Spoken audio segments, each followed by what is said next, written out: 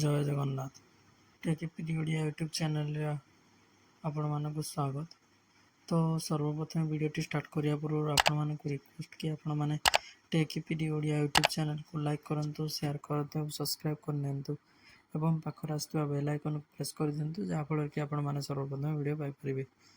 ତ ଆପଣମାନଙ୍କର ବହୁତ ଗୁଡ଼ିଏ ପ୍ରଶ୍ନ ସୁଭଦ୍ରା ଯୋଜନାକୁ ନେଇ, ତ ତା'ର ସମାଧାନ ଆଜି ମୁଁ ନେଇ ଆସିଛି ଆପଣମାନଙ୍କ ପାଇଁ।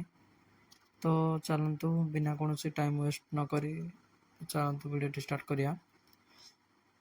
ତ ଆପଣମାନଙ୍କର ବହୁତ ଗୁଡ଼ିଏ ପ୍ରଶ୍ନ ରହିଛି, ଯେମିତିକି ଆପଣମାନଙ୍କର NPCIରେ ସୁଭଦ୍ରା ଯୋଜନାର ଟଙ୍କା ଆପଣମାନଙ୍କର 7 ତାରିଖରୁ 8 ତାରିଖରୁ ଆପଣମାନଙ୍କ ଟଙ୍କା ଆକାଉଣ୍ଟକୁ ସେଣ୍ଡ କରାଗଲାଣି APS ମାଧ୍ୟମରେ, କିନ୍ତୁ ଏପର୍ଯ୍ୟନ୍ତ ଆପଣମାନଙ୍କର ବ୍ୟାଙ୍କ ଆକାଉଣ୍ଟରେ ଟଙ୍କା ଆସିନାହିଁ।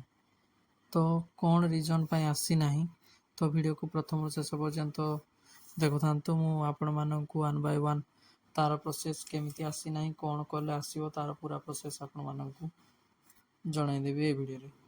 ତ ସର୍ବପ୍ରଥମେ ଆପଣମାନଙ୍କର ଯେଉଁ ପ୍ରଶ୍ନଟି ରହିଛି, ତ NPCI ମାଧ୍ୟମରେ ଆପଣମାନଙ୍କର ବା APS ମାଧ୍ୟମରେ ଯେଉଁ ଟଙ୍କା ଆପଣମାନଙ୍କର ଆକାଉଣ୍ଟକୁ ପଠାଗଲେ, ତ ସେଇଟା କେତେ ଟାଇମ୍ ମଧ୍ୟରେ ଆସେ। ତ ସିମ୍ପଲ୍ ଜିନିଷ ମୁଁ ଆପଣମାନଙ୍କୁ କହିବା ପାଇଁ ଚାହୁଁଛି କି ଯେଉଁ ଆପଣମାନଙ୍କର NPCI ମାଧ୍ୟମରେ ଆପଣ ନିଜେ ମଧ୍ୟ NPCI ମାଧ୍ୟମରେ ଟଙ୍କା ଟ୍ରାନ୍ସଫର୍ କଲେ, ଆପଣମାନଙ୍କୁ ମିନିମମ୍ ତ 3 ରୁ 7 ଦିନ ୱେଟ୍ କରିବା ପାଇଁ ପଡ଼େ। ତ ସର୍ଭରର ଏମିତି ଟାଇମ୍ ଆସେ କି ଯଦି ଆପଣମାନଙ୍କର କୋଟି କୋଟି ଲୋକଙ୍କର ଆକାଉଣ୍ଟକୁ ଗୋଟିଏ ଟାଇମ୍ରେ ପଇସା ଟଙ୍କା ଛଡ଼ାଯାଉଛି, ତ ତା ପାଇଁ ଆପଣମାନଙ୍କର ସର୍ଭର ଏରର୍ ବହୁତ ପ୍ରକାର ଆସିଥାଏ। ତ ଗଭର୍ଣ୍ଣମେଣ୍ଟ ଆପଣମାନଙ୍କ ପାଇଁ ବହୁତ କିଛି ନୂଆ ରୁଲ୍ସ ତା ପାଇଁ ନେଇ ଆସିଥିଲେ, କି ଯେମିତି ଆପଣମାନଙ୍କର ଗୋଟେ ଥିଲା ଇ-ରୁପିସ୍ କ'ଣ ନା ଆପଣମାନଙ୍କର ସେଟା ରହୁଛି ଇଲେକ୍ଟ୍ରୋନିକ୍ସ ରୁପିସ୍, ଯାହାକି ଆପଣମାନଙ୍କର ମୋବାଇଲ ମାଧ୍ୟମରେ ଆପଣମାନଙ୍କର ସେଇ ରୁପିସ୍ଟା ରହେ। ତ ସିମ୍ପଲି ଏଇ ରୁପିସ୍ଟା କ'ଣ ଦେଖନ୍ତୁ, ମୁଁ ବ୍ୟାଙ୍କ ଅଫ୍ ବରୋଦାର ସିମ୍ପଲି ଆପଣମାନଙ୍କୁ ନେଇ ଆସୁଛି କି ବ୍ୟାଙ୍କ ଅଫ୍ ବରୋଦାରେ ଆପଣମାନଙ୍କର ଗୋଟେ ଇ-ରୁପି ଆପ୍ଲିକେସନ୍ ଅଛି। ତ ସେଇ ଆପ୍ଲିକେସନ୍ ମାଧ୍ୟମରେ ମଧ୍ୟ ଟଙ୍କା ଆପଣମାନଙ୍କର ଆକାଉଣ୍ଟକୁ ଆସିଯାଇଛି। ତ ସିମ୍ପଲି ସେଇ ଇ-ରୁପି ମାଧ୍ୟମରେ ବହୁତ ଗୁଡ଼ିଏ ଆପଣମାନଙ୍କର କଷ୍ଟମର ଯେଉଁମାନେ ୟୁଜ୍ କରୁଛନ୍ତି ସ୍ମାର୍ଟଫୋନ୍, ତ ତାଙ୍କର ସେଇ ଜିନିଷଟି ହେଇଛି, ତ ସେମାନେ ୱରିଡ୍ ହେବେ ନାହିଁ। ତ ତାଙ୍କର ପଇସା ଆକାଉଣ୍ଟକୁ ଆସିଯାଇଥିବ। ଆପଣମାନେ ଡିଜିଟାଲ ଇ-ରୁପି ମାଧ୍ୟମରେ ସେଟାକୁ ଚେକ୍ କରିପାରିବେ। ଯଦି ଆପଣମାନେ ତା ବିଷୟରେ ପୁରା ଭିଡ଼ିଓ ଜାଣିବା ପାଇଁ ଚାହୁଁଛନ୍ତି, ତାହେଲେ ମୋତେ ଡେସ୍କ୍ରିପସନ୍ରେ କମେଣ୍ଟରେ କରନ୍ତୁ। ମୁଁ ଆପଣମାନଙ୍କ ପାଇଁ ପୁରା ଭିଡ଼ିଓ ତା'ର କେମିତି ପ୍ରୋସେସ୍ ରହିଛି, କେମିତି ଆପଣମାନେ ଆକାଉଣ୍ଟକୁ ଟଙ୍କା ଟ୍ରାନ୍ସଫର୍ କରିବେ, ତା'ର ପୁରା ଭିଡ଼ିଓ ଆପଣମାନଙ୍କୁ ନେଇ ଆସିବି। ତାପରେ ସେକେଣ୍ଡ ଆପଣମାନଙ୍କ ପ୍ରୋବ୍ଲେମ୍ ରହିଛି NPCI।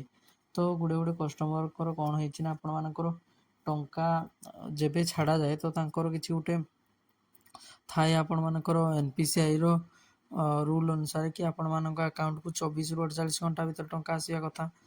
ତ ଆପଣମାନଙ୍କ ଯଦି ବ୍ୟାଙ୍କର ସର୍ଭର ସେଇ ସମୟରେ ଇସ୍ୟୁ ରହିଲା, ତ ଆପଣଙ୍କ ଆକାଉଣ୍ଟକୁ ଟଙ୍କା ଆସିପାରେ ନାହିଁ। ଯଦି ସେଇ ଇସ୍ୟୁଟି 3 ଦିନରୁ 7 ଦିନ ମଧ୍ୟରେ ଆପଣମାନଙ୍କର ସଲ୍ଭ ନହେଲା, ତ ସେଇ ଟଙ୍କାଟି ପୁଣି କ'ଣ ହୁଏ ନା NPCIକୁ ରିଟର୍ନ ପଳେଇଯାଏ, ଯେଉଁଟାକି ଆପଣମାନଙ୍କର ବ୍ୟାଙ୍କର ସେଇଟା ସର୍ଭର ଇସ୍ୟୁ ଥାଏ। ଯେମିତିକି ମୁଁ ଆପଣମାନଙ୍କୁ ଟଙ୍କା ଟ୍ରାନ୍ସଫର୍ କଲି, କିନ୍ତୁ ଆପଣଙ୍କ ଆକାଉଣ୍ଟ ସେଇଟା ରିସିଭ୍ କରିପାରୁନାହିଁ, ତ ସେଇ କେସ୍ରେ ଆପଣମାନଙ୍କର ଟଙ୍କାଟା କ'ଣ ହୁଏ ନା ମୋ ପାଖକୁ ପୁଣି ଆଉ ଥରେ ରିଫଣ୍ଡ ପଳେଇ ଆସେ। ତ ସେଇ ଟାଇପ୍ର ମଧ୍ୟ ଏଇଟା ପ୍ରୋସେସ୍ ରହିଛି। ଆଉ ସେକେଣ୍ଡ ଜିନିଷ ଓ ଥାର୍ଡ଼ ଜିନିଷ କ'ଣ ରହିଛି ନା, ଆପଣମାନଙ୍କର ଯେଉଁମାନଙ୍କର NPCI ଲିଙ୍କ୍ ନାହିଁ, ସେମାନଙ୍କୁ ରିକ୍ୱେଷ୍ଟ କି ଆପଣମାନେ NPCI ଏବେ ବି ଟାଇମ୍ ଅଛି ଆପଣମାନଙ୍କ ପାଖରେ, NPCI ଲିଙ୍କ୍ କରେଇ ନିଅନ୍ତୁ। NPCI ଲିଙ୍କ୍ କରେଇବାର ତୁରନ୍ତ ମାତ୍ରେ ଆପଣମାନଙ୍କ ଆକାଉଣ୍ଟକୁ ମଧ୍ୟ ଟଙ୍କା ଆସିଯାଇପାରେ। ତ ସେଇଭଳି ଆପଣମାନଙ୍କର ଆଉ ଗୋଟେ ପ୍ରୋବ୍ଲେମ୍ କ'ଣ ରହିଛି ନା, ଜଣଙ୍କ ପାଖକୁ ଆପଣଙ୍କର ଟଙ୍କା ଶୋ କରୁଛି, କିନ୍ତୁ ବ୍ୟାଙ୍କ ଆକାଉଣ୍ଟରେ ଟଙ୍କା ଶୋ କରୁନି। ତ ସେମାନଙ୍କର କ'ଣ ହେଇଛି ନା, ବହୁତ ପ୍ରକାର ଆକାଉଣ୍ଟରେ କିଛି ତ୍ରୁଟି ରହିଛି, ତାଙ୍କର ଆକାଉଣ୍ଟର କିଛି ପ୍ରୋବ୍ଲେମ୍ ରହିଛି। ତ ସେଇ କାରଣ ପର୍ଯ୍ୟନ୍ତ ଆପଣମାନେ ଦେଖନ୍ତୁ କି NPCI ଦ୍ୱାରା ଆପଣଙ୍କର କେଉଁ ଆକାଉଣ୍ଟଟି ଲିଙ୍କ୍ ହୋଇଛି, ତ ସେଇ ଆକାଉଣ୍ଟକୁ ଟାର୍ଗେଟ୍ କରନ୍ତୁ ଏବଂ ତା'ର ପୁରା ସବୁ କିଛି ଆପଣମାନେ କରନ୍ତୁ।